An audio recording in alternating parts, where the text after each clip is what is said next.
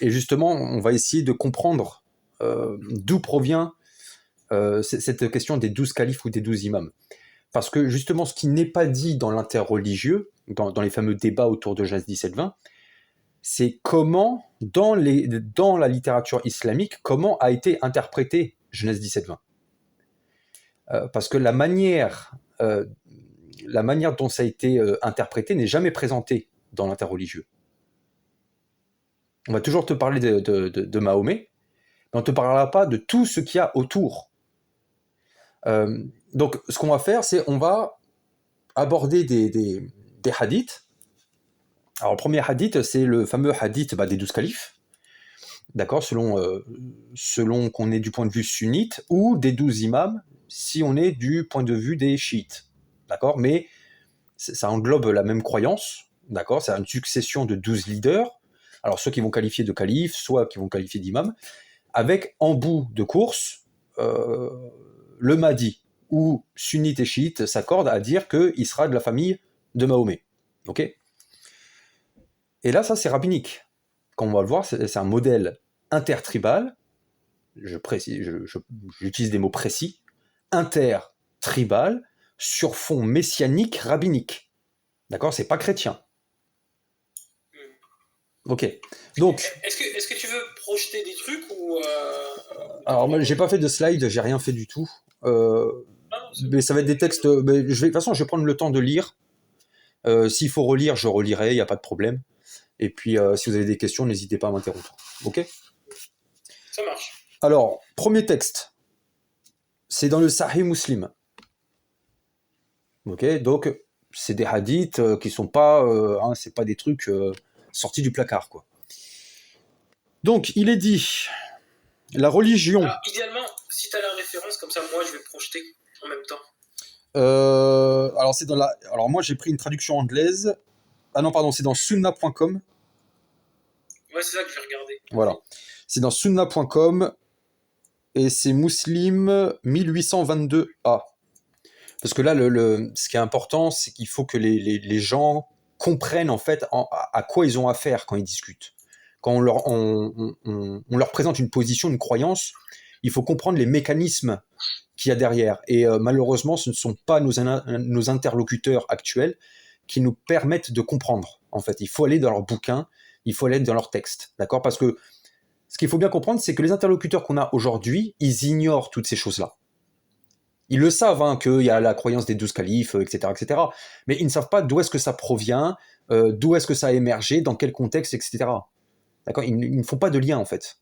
Donc ça, c'est notre boulot. C'est à nous de faire ce travail-là pour comprendre à quoi on a affaire. Donc, le texte, il nous dit quoi ? Il nous dit, la religion se maintiendra, donc c'est la religion islamique, d'accord ? La religion se maintiendra jusqu'à l'heure, donc l'heure, c'est le jour de la résurrection, ou jusqu'à ce que vous eussiez 12 califes, tous issus de Quraysh. Donc, on a deux informations à retenir ici. La première, elle nous parle de 12 chefs. Alors, selon qu'on est sunnite ou chiite, ça va être calife ou imam, on s'en fout. La seconde information, c'est que ces 12 chefs, ces 12 leaders, seront issus d'une seule et même tribu. D'accord ? Ce sont deux informations à retenir. Ok ? Et la relation entre ces deux informations et celle qu'on aura avec la troisième montrera justement le caractère messianique.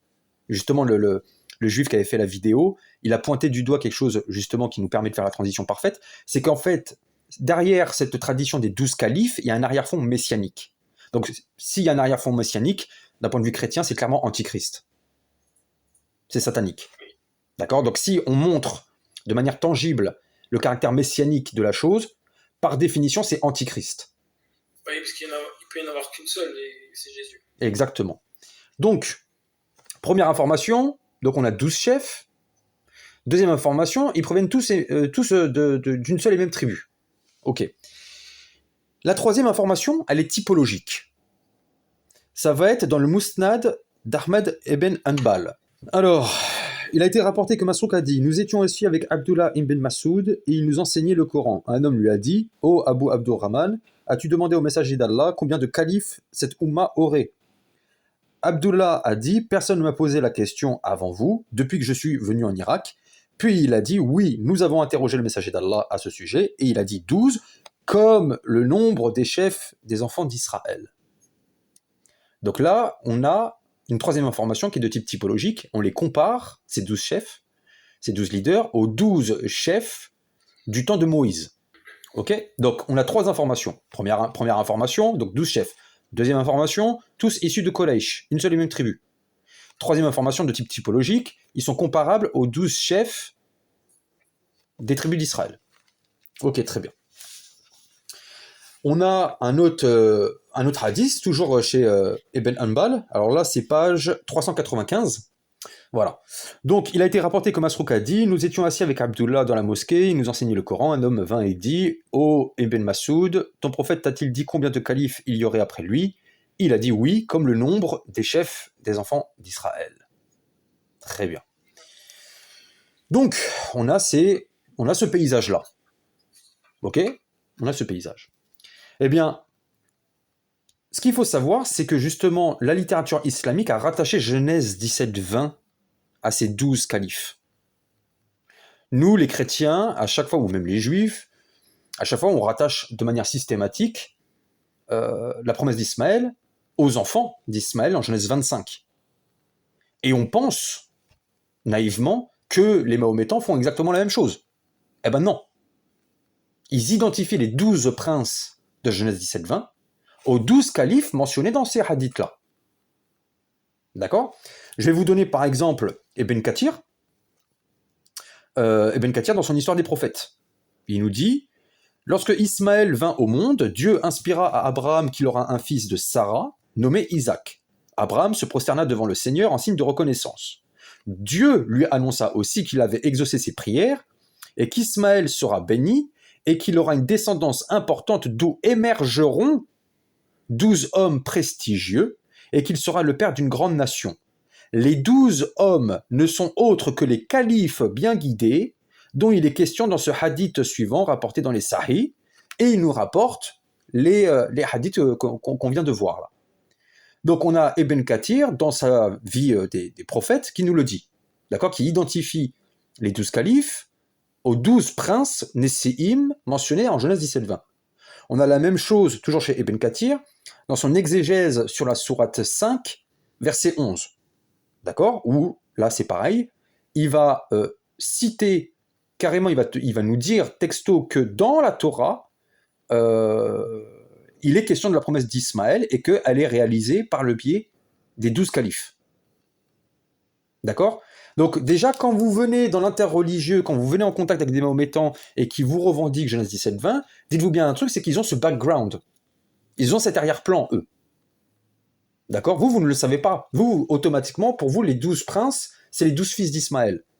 Eh bien, pas eux, pas de leur point de vue.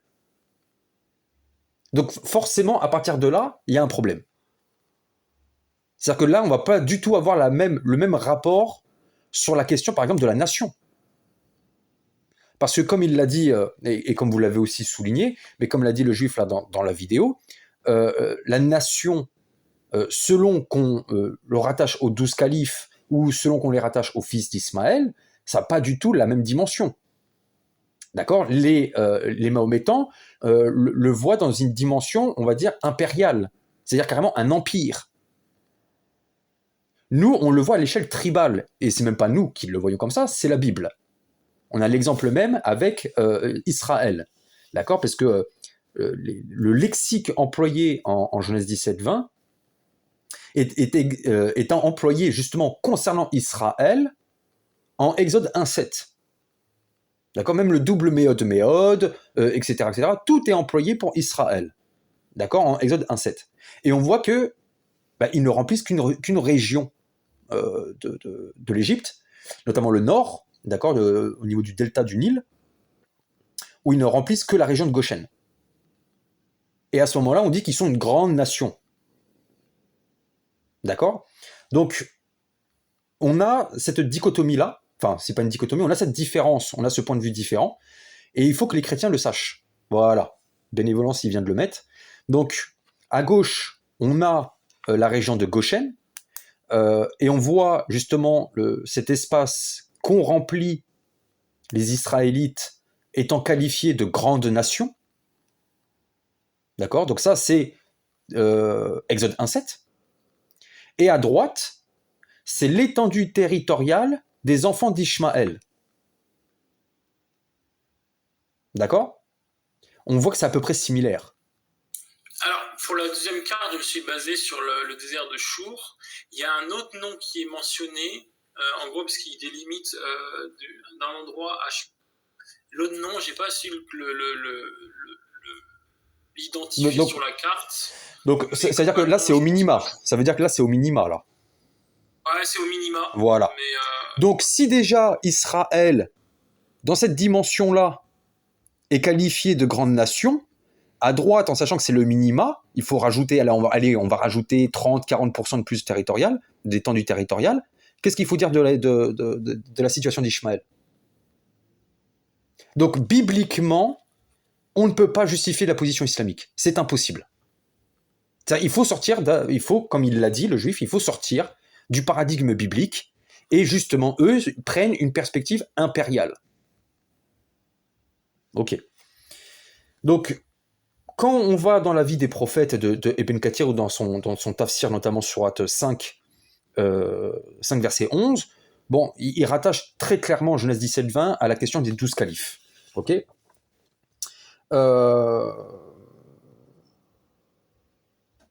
Alors, en ayant fait le parallèle typologique disant que les 12 califes étaient semblables aux 12 fils d'Israël, aux 12 chefs des tribus d'Israël, ici, on a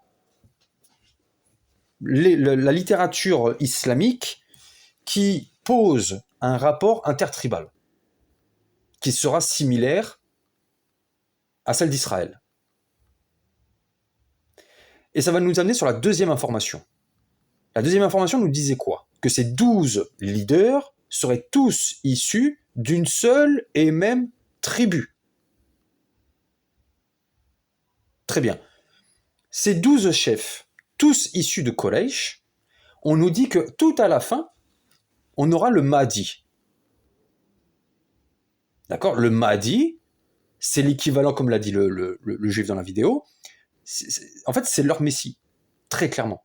Et moi, je vais lui répondre concernant le rapport avec Jésus, c'est tout simplement, il prend la place de Jésus. Très clairement. Jésus, dans leur propre littérature, se soumet au Mahdi. Ça, il faut que les chrétiens le sachent. Il ne faut pas qu'ils se fassent tromper par les discours de la Dawa disant on reconnaît Jésus comme le Messie, etc. Non, il n'a de Messie que le nom. En termes de fonction, en termes de qualité, c'est clairement le Mahdi qui l'est. Je cite, Fidélis, c'est là une des citations où c'est marqué que Jésus priera derrière le Mahdi. Je pense que je l'ai dans la main. Exactement. Ça, c'est notamment ça. Et j'ai une citation. Je l'ai pas. J'avais un cher. Alors c'est un chiite, certes, mais bon, ça reste un cher quand même. Et c'est sur la question de l'imam. Et il se repose sur un texte qui est commun aussi bien aux chiites qu'aux sunnites. C'est justement ce hadith disant que Jésus priera derrière l'imam Mahdi, et à partir de là, il dira que le Mahdi aura autorité sur Jésus. D'après les narrations, ces narrations ne sont pas contre le Coran. Ces narrations disent que le prophète Jésus reviendra et va suivre le Mahdi de la descendance du prophète Mohammed. Et à la fin des temps, c'est le Mahdi qui est l'imam de Jésus. Et ce n'est pas Jésus qui est l'imam du Mahdi. Donc, même s'il revient, ça ne veut pas dire qu'après le prophète Mohammed, un autre prophète est venu. Non. Il vient et il sera au service de la religion du prophète Mohammed sallallahu alayhi wa sallam. Donc, en fait, c'est très clair. C'est à nous, maintenant, de capter ces choses-là et de prendre conscience de ce que ça implique. C'est quoi les conséquences théologiques et christologiques? Cette tradition des 12 leaders ismaélites, donc, elle est calquée sur le modèle israélite, parallèle qu'on va retrouver aisément dans la dawa islamique, qui ne va pas hésiter à faire valoir que les tribus d'Ismaël étaient au nombre de 12, afin de souligner le caractère entre guillemets spécial et similaire d'Ismaël à l'égard d'Israël. D'accord, ils veulent faire le parallèle. Mais ça va être une fumisterie. Pourquoi ? Parce que justement, la Bible elle-même énonce la liste des 12 fils d'Ismaël, qualifiés de Nesséim en Genèse 25, conformément à Genèse 17-20. La tradition islamique, elle va déplacer le référentiel. D'accord ? C'est extra-biblique.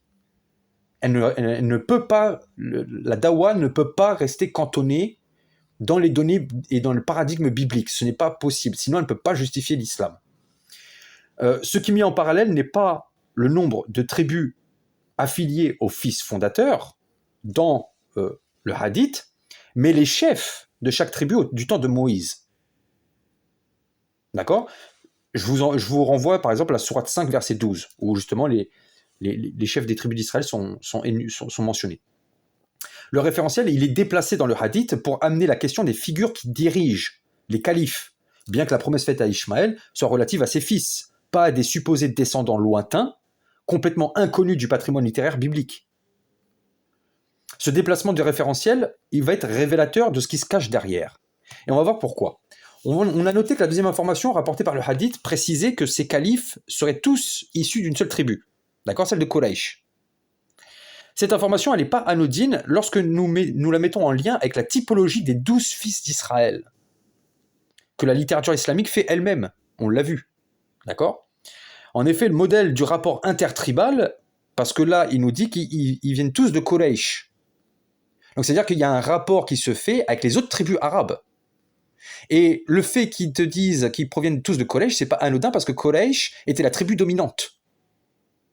C'était celle qui dominait toutes les autres tribus. Ok ?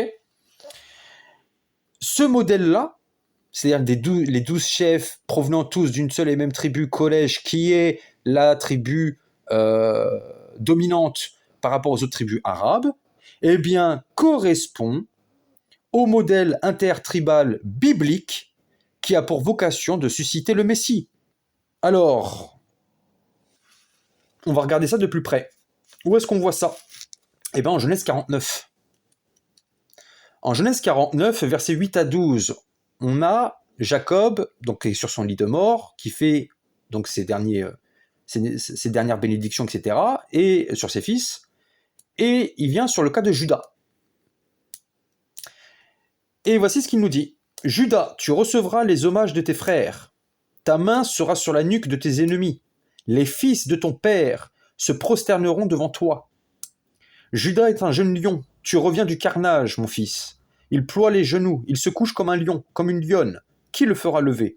Le sceptre ne s'éloignera point de Judas, ni le bâton souverain d'entre ses pieds, jusqu'à ce que vienne le Shilo et que les peuples lui obéissent. Il attache à la vigne son âne et au meilleur cep le petit de son ânesse. Il lave dans le vin son vêtement et dans le sang des raisins son manteau. Il a les yeux rouges de vin, il a les dents blanches de lait. » Donc ça c'est Genèse, chapitre 49, versets 8 à 12. Eh bien, de la même manière que Judas est la tribu qui domine les autres, et de laquelle sortira la lignée davidique, d'où émergera le Messie, eh bien, les califes sont qualifiés comme provenant tous de la tribu dominante arabe, Quraysh. Et de la même manière que ce rapport intertribal biblique a pour vocation d'annoncer la venue du Messie issu de Juda, la tradition des 12 leaders annonce la venue du Mahdi, le 12e calife, issu de Quraysh, comme le montre le commentaire de Ibn Kathir, d'accord, qui rattache Genèse 17-20 à la tradition des 12 leaders, d'accord, il mentionne le Mahdi. Et on a aussi par exemple Suyuti, dans son histoire des califes, il nous dit des 12 califes promis, il y avait les 4 premiers califes, puis Hassan, puis Muawiyah, puis Ibn Zubayr, et finalement Umar ibn Abd al-Aziz. Ils sont 8 califes. Il est probable que le Mahdi al-Abbasi s'ajoute à la liste des 12 califes, parce qu'il était parmi les Abbassides, ce que Umar ibn Abd al-Aziz était parmi les Omeyyades. Et Tahir al-Abbasi pourrait être aussi inclus parce qu'il était un dirigeant juste. Donc il en reste 2 à venir. Et là il dit, l'un d'eux sera le Mahdi attendu parce qu'il est des Alul Bayt, donc la famille du prophète. Donc, on a très clairement, en fait, un hadith, le fameux hadith des 12 leaders, qui est calqué, en fait, sur le modèle intertribal biblique qui a pour vocation de faire sortir le Messie de la lignée davidique de la tribu de Juda. Ils ont fait la même chose concernant les 12 leaders, avec au début Mahomet, ensuite vous avez les 12 leaders qui apparaissent avec en bout de tête, en bout de chemin, le Mahdi, dans un rapport intertribal où c'est Quraysh qui domine. C'est calqué en fait. Très bien. C'est une arabisation finalement. Exactement. Mais ça va aller encore plus loin. Concernant le Mahdi, justement, on va voir ce qu'il dit. Dans le Sunan d'Abu Daoud, le prophète a dit « S'il ne restait qu'un jour de ce monde, Allah prolongerait ce jour, jusqu'à ce qu'il y suscite un homme qui m'appartient ou à ma famille. » Donc c'est le Mahdi. « Dont le nom du père est le même que celui de mon père, qui remplira la terre d'équité et de la justice, telle qu'elle a été remplie d'oppression et de tyrannie. » La version de Soufiane dit « Le monde ne disparaîtra pas avant que les Arabes ne soient gouvernés par un homme de ma famille dont le nom sera le même que le mien. » Abu Daoud a dit « La version de Omar et de Abu Bakr est la même que celle de Soufiane, à savoir que les Arabes seront gouvernés par un homme de ma famille dont le nom sera le même que le mien. » Donc en gros, le Mahdi se fera appeler Mohammed aussi. Ok ? On a la même chose dans le Jami at-Timidi. Il nous dit « Abdullah rapporta que le messager d'Allah a dit « Le monde ne passera pas tant qu'un homme parmi les gens de ma famille ne gouvernera pas les Arabes dont le nom correspond à mon nom. » Eh bien, on a la même chose dans le Musnad justement d'Ahmad ibn Hanbal. Là, ça veut dire que là, on a une quatrième information, c'est que le 12e calife, il portera le nom de Mahomet. Eh bien, c'est une croyance rabbinique concernant le Messie. On va prendre le Talmud. C'est dans le traité Sanhedrin 98b. Rav Yehuda a dit que Rav a dit « Le saint béni soit-il est destiné à établir quoi d'autre ? Un autre David. Pour le peuple juif comme Messie. Comme il est dit, ils serviront l'Éternel leur Dieu et David leur roi que je leur établirai. » Jérémie 39. Il n'est pas dit « j'ai établi » mais « j'établirai », indiquant que le nom du futur roi sera David. Oui, c'est une symétrie en fait. On a la même chose dans le Talmud de Jérusalem, traité Berakot de Kat. Alors là, par contre, tu vas pas l'avoir, mais je vous le donne. Les rabbis disent « Ce roi Messie, s'il est des vivants, son nom est David.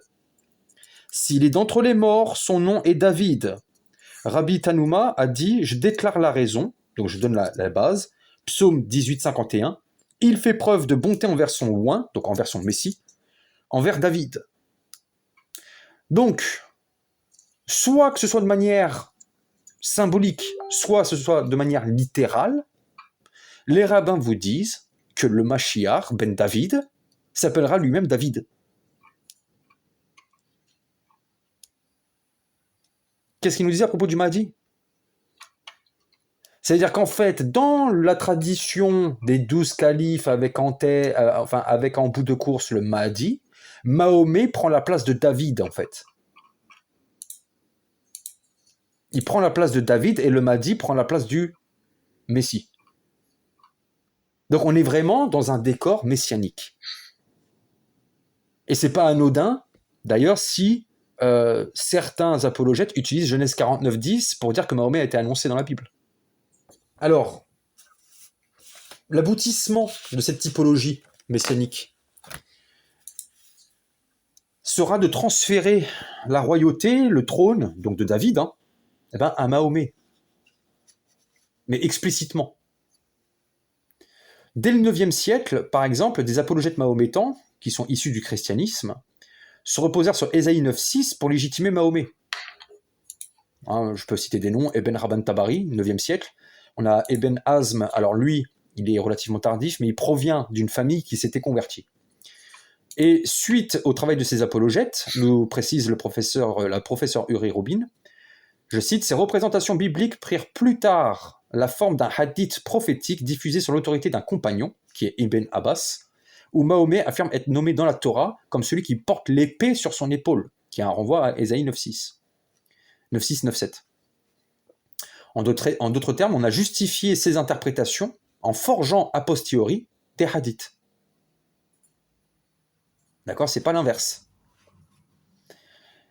Et Ibn Taymiyyah, il va être encore plus explicite dans son œuvre contre le christianisme, Al-Jawab, c'est une œuvre qui est très connue.